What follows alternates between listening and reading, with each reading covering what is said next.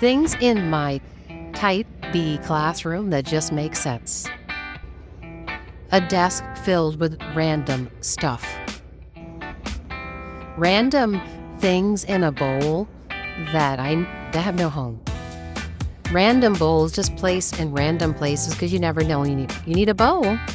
A portable pencil sharpener because ain't nobody got time for that to find like the cord and everything. So this is like the best pencil sharpener ever had. Again, a pile of books that were given to me at the beginning of the year that I haven't really gone through and processed. So they're just sitting here. A bucket of writing utensils and markers that I don't even use. Like none of these marker types I'm ever going to use. What I really need is pencils and pens. Random plant. Green and red cards for a fire drill, but there's all this other stuff on here. Like I don't even know. Oh, evacuation routes, whatever. But it's hanging up. So that's good. To amplify the voices of the LGBTQIA+ community, I had this awesome infographic, the gender unicorn. Yes.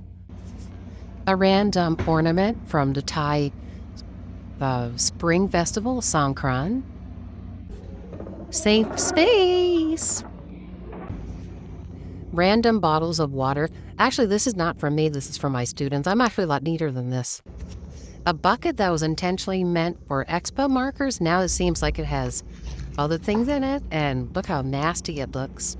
And I have my first aid kit here. Woohoo! Yes. Yes. Oh. Christmas.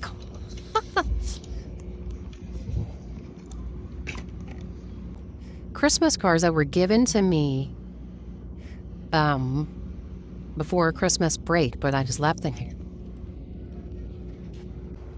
Phone pouch, but not many phones in it.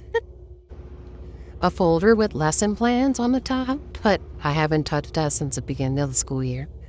A random mirror in my classroom because a girl left it here last year and she just never took it home, so I've kind of claimed it as my own.